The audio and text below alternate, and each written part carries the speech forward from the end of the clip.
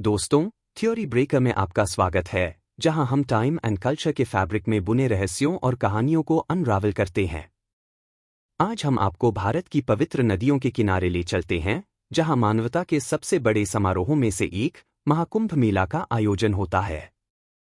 कल्पना कीजिए, लाखों लोगों का समंदर, उनकी आवाजें प्रार्थना करती हुईं, उनके हाथ आकाश की ओर उठे हुए और वे पवित्र जल में डुबकी लगाते हुए।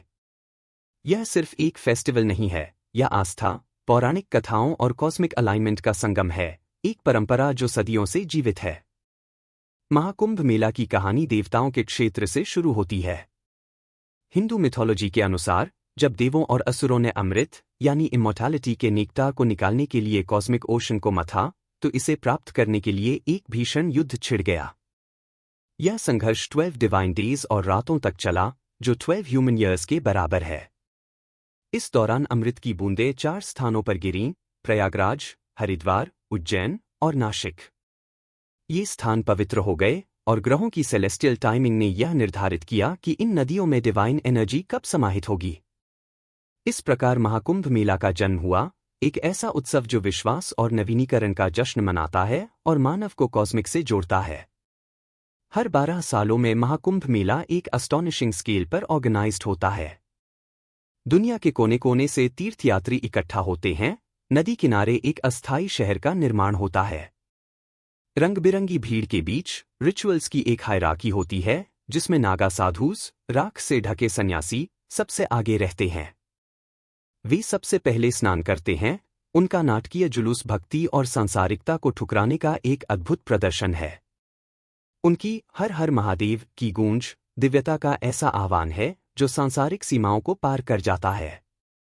लेकिन महाकुंभ मेला सिर्फ आध्यात्मिक शुद्धिकरण से बढ़कर है, यह विविधता का उत्सव है, जहां ऋषि दर्शन पर बहस करते हैं, कथाकार महाकाव्य सुनाते हैं और समुदाय भोजन और शेल्टर शेयर करते हैं। यह मेला भारत का एक सूक्ष्म रूप बन जाता है, इसकी विविधता के बीच एकता को दर्शाता है। इसके विशाल पैमाने से लॉजिस्टिकल चैलेंजेस उत्पन्न होते हैं, फिर भी यह मानवता की अभूतपूर्व स्तर पर संगठित होने और सहयोग करने की क्षमता को दर्शाता है।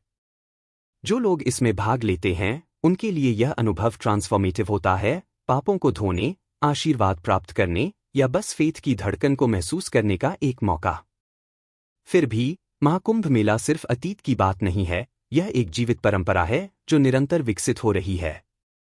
मॉडर्न टेक्नोलॉजी और मीडिया अब इस प्राचीन उत्सव को ग्लोबल ऑडियंस तक पहुंचाते हैं, जिससे कुंभ की भावना नदी के किनारों से बहुत आगे तक प्रवाहित होती है। परिवर्तनों के बावजूद इसका सार अपरिवर्तित रहता है, कुछ बड़ा होने का एक कनेक्शन, हमारी साझा मानवता की याद दिलाना और दिव्यता की अनंत खोज।